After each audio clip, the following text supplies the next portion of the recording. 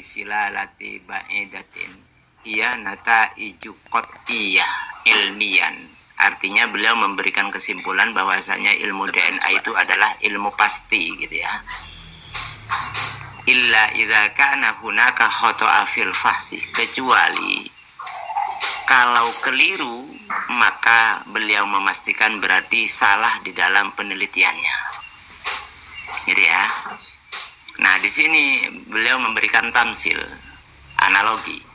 Famasalan law sakana rajulun afrikiyun bainal arab mundu arba'ati aw khamsati qurunin aw aksar min zalika wa dzurriyyatuhu ihtalatu ma'al arab wa tazawaju ma'ahum wa taghayyarat bitab'i ashqaluhum ma'az zaman falau fuhisa ahaduhum ba'da dzalika zaman at-tawil satakunu silalatuhu az-zakariyatu hiya silalatu jaddihi al-afrikiyah. Jadi misalkan ada seorang Afrika, satu orang laki-laki Afrika, dia tinggal di Arab mulai dari 4 abad atau 5 abad yang lalu, bahkan lebih, lalu turunannya berasimilasi dengan orang Arab tersebut sehingga terjadi kawin mawin ya, bahkan sampai berubah tabiatnya gitu ya, karena panjangnya zaman tersebut. Maka jika diteliti dari sisi DNA-nya dari salah satu zuriyahnya tersebut, akan nyambung silsilahnya kepada jid-jidnya, yaitu dari Afrika. Begitu teman-teman. Artinya begini Gimoko ya, dengan berbagai macam perubahan bentuk morfologi dalam asimilasi tersebut, DNA tetap akan bertahan sebagaimana kakek moyangnya, begitu ya? Betul, seperti itu. Betul. Meskipun wajahnya mungkin sudah mirip Arab, tabiatnya sudah Arab, yang begitu.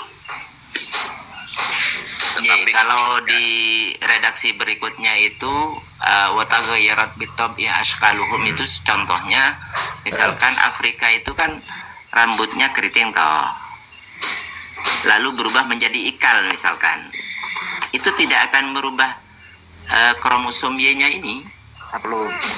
Fala ala qatali hadhil umur bisilalati az-zakariyati allati tabqa sabitatun fis sariti al-abawai fil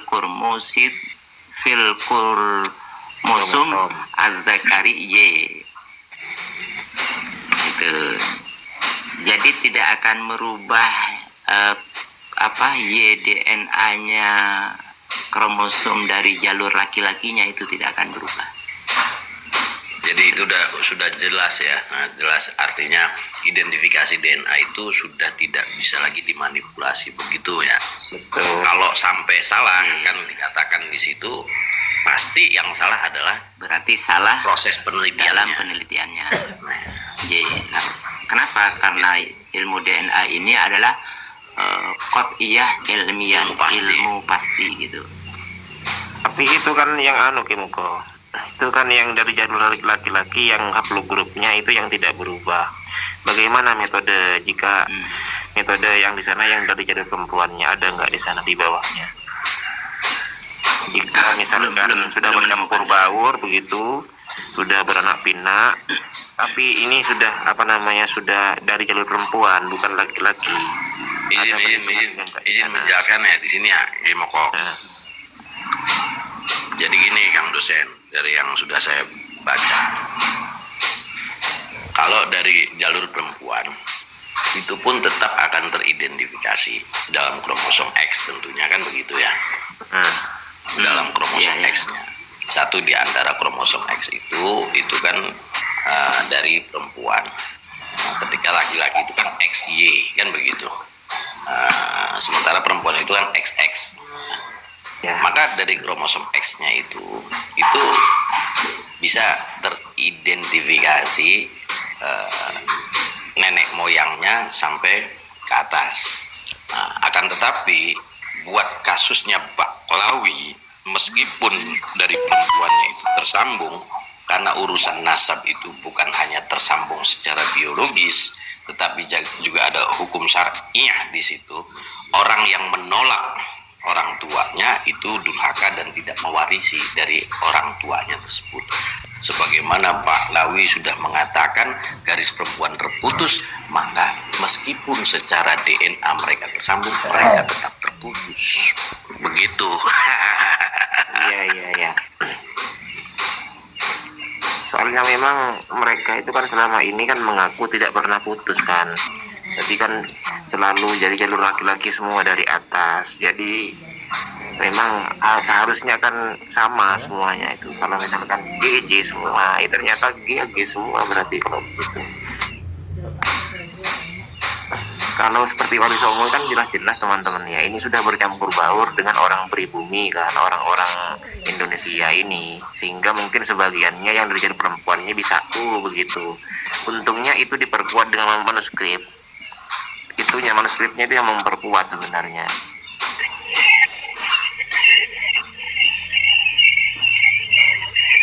Jadi begini teman-teman ya. Ya silakan. Kalau ini kan kitab 2012 ya. Dan jelas ini adalah kitab nasab, berarti dikarang oleh nasabah. Kan gitu. Ulama ahli nasab kan gitu ya. Sudah mengkategorikan ilmu DNA itu bagian dari metode nasab kan gitu.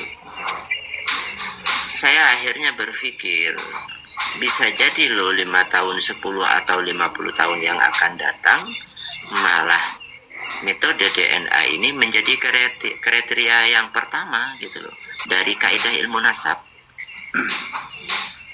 Oh iya. Artinya sebelum mengajukan verifikasi melalui manuskrip misalkan, atau silsilah atau yang lain-lain, catatan dan sebagainya, itu dites objeknya dulu kan. Objeknya dulu dites DNA-nya, baru didukung oleh manuskrip, catatan keluarga atau apa gitulah. Betul. Misalkan tokoh historis atau arkeolog misalkan dari sisi filologi baru gitu loh. Iya betul. Biar nggak buang-buang waktu. Iya betul. Biar nggak buang-buang waktu. Lama loh memverifikasi data itu. Lama. Kalau loh. sudah jelas DNA-nya bukan, tes ngapain fisik, verifikasi kan? ngapain lama-lama kan gitu loh. Tes fisiknya dulu, objeknya dulu. Oh, ini ada indikasinya misalkan mencapai sampai 50% kan gitu toh. Ini kan masuk dalam, kalau saya sering katakan zon itu loh. Husnuzon. Bagaimana bisa dihusnuzoni kan gitu toh. Sementara definisi zon itu harus memiliki indikasi minimal mencapai 75% keberadaan atau kebenarannya. Baru itu masuk dalam kategori zone. Kalau 50-50 artinya berarti 50% berarti itu masuk dalam kategori syak. Nah, ini indikasinya tidak ditemukan. Bagaimana di husnuzoni gitu. Bisa dipahami nggak teman-teman? Iya. Makin kok sangat bisa. Jadi Ya, mungkin saya hanya ini aja Gimo kok memverifikasi pemahaman saya kepada Kimoko. Kan Kimoko gurunya di sini, barangkali saya salah. Jadi kan kata lain, ketika zone itu ya dulu lah mungkin ketika kita sandarkan bahwa orang tua kita dulu itu menggunakan zone yang pertama digunakan adalah mukanya Arab kan begitu. Mukanya Arab karena kan waktu zaman segitu gitu kan. Nek corone wong ngomong zaman sakmono, waktu itu belum ada kaidah-kaidah keilmuan pendukung seperti ilmu DNA untuk memastikan orang ini Arab atau bukan kan begitu. Hanya melihat dari bentuk morfologinya saja. Oh ya udah ini bentuknya Arab kok, cungurnya mancung kan ngono kuwi. Bahasanya ya Bang menggunakan bahasa Arab. Maka ada zone di situ kan begitu. Ya. Tapi nggak setuju juga kalau saya Bang Satria kalau sampean bilang begitu.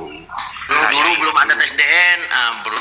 Iya, saya itu sudah membuktikan soalnya. Saya jajarkan fotonya Hanif itu sama orang luar negeri itu. Mana yang cocok dengan yang mereka? Ternyata bukan ke Arab kayak yang paling cocok. Kayaknya Ya nek saiki yo, nek biyen kan ra ono kuwi. Delok congore Arab yo ra ngomong aneh ente kan. Jadi nang kono kuwi Ngomongnya begini Kang Satria, huwa huma hum hiya huma hunna anta antuma antamin gitu.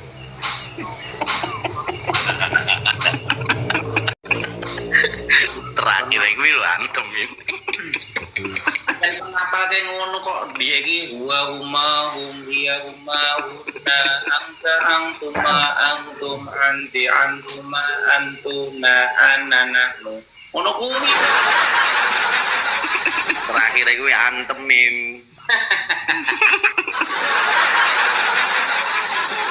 Ganti to Bang Satria astagfirullah.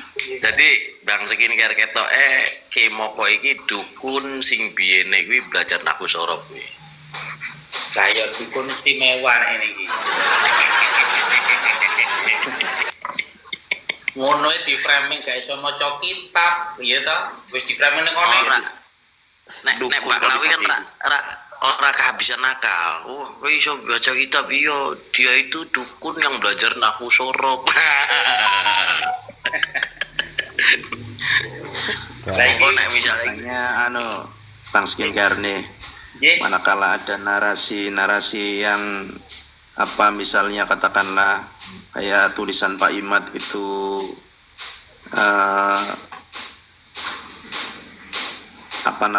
kutipan gitu ya, istilahnya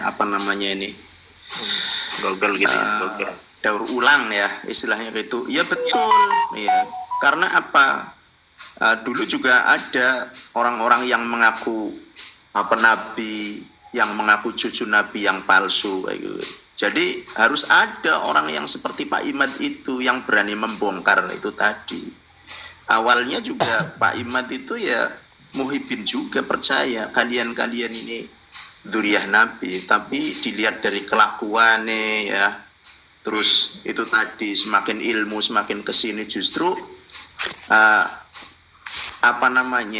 mungkin kamu menganggap ini sebuah copy paste ya. Masa itu, waktu itu tetap akan berjalan. Yang sekarang menjadi bom ilmu yang hebat seperti yang dikatakan Kimoko tadi, itu tes DNA itu tadi yang dulu-dulu itu nggak ada seperti itu. Jadi kalau dibilang tulisan Pak Imad itu copy paste, oke, copy paste bener. Tapi ada copy paste yang itu tadi mengaku nabi, mengaku cucu nabi yang telah dibongkar oleh ulama-ulama terdahulu atau pejuang-pejuang dahulu seperti Salahuddin Al-Ayyubi.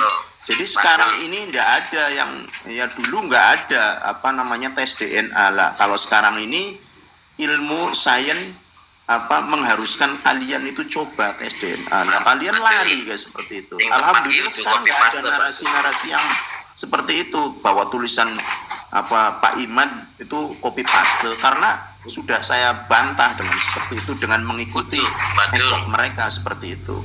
Padahal nyun sewu, yang tepat tuh bukan copy paste.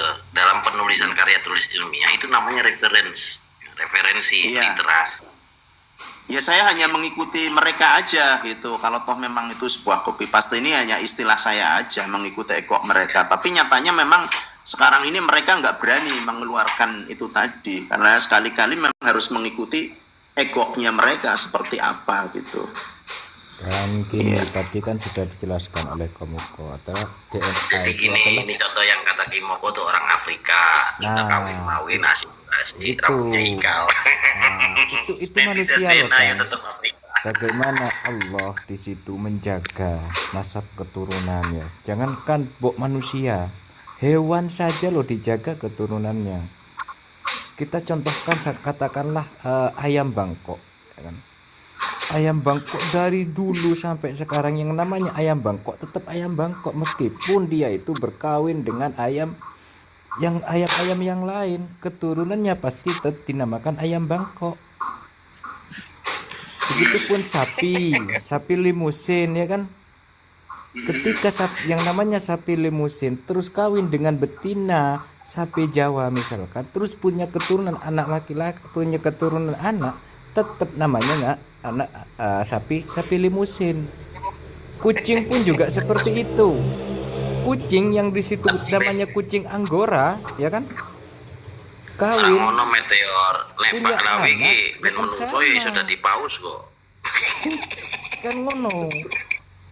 Ini hewan loh ya, apalagi manusia gitu loh. Jadi yang namanya kromosom di situ ya tidak akan berubah meskipun nanti dia kawin dengan yang bangsa-bangsa yang lain.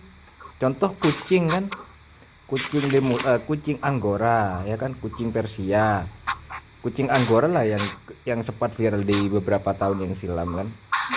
Dia kawin dengan betina kucing sini, terus punya anak laki-laki, namanya kucing Anggora. Seperti itu. Nggak boleh begitu kamu Meteor, nggak boleh begitu. Masa Baklawi diumpamakan sebagai binatang? Loh, saya tidak mau mengumpamakan. Ini contoh gitu loh. Nggak boleh Meteor, masa Mbak Alwi dibilang kayak binatang, nggak boleh. Itu contoh, saya mencontohkan gitu loh. Contoh kromosom, artinya penjagaan nasab itu gitu loh. Kalau Ampun, iku lho Meteor, masa Mbak Alwi dipodoke karo binatang kuwi lho. Bentar, Bang Satria, Bang ini kan masuk radarnya Cut Papi. Ya kan dia itu kata Cut Papi, oh bapaknya itu kan Ukibin. Meteor itu anak durhaka, gak ikut bapaknya. Astagfirullahaladzim. Ya tambah-tambah meneh ngono lho. Skincare masa Mbak Alwi dipodoke karo binatang Meteor. Iya, ini nggak boleh. Tapi masuk radar dia. Kang Pak Tul ya. Jadi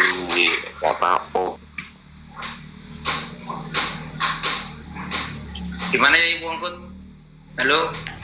Putus suaranya. Sinyalnya elek, kuotanya iki kuota harian gitu, kuota bulanan. saya kan tadi tidak mengatakan, saya kan hanya mencontohkan bagaimana yang namanya hak flow di situ tetap akan terjaga gitu loh, meskipun Ya mosok Mbak Alwi dicontonane karo binatang iki piye jal.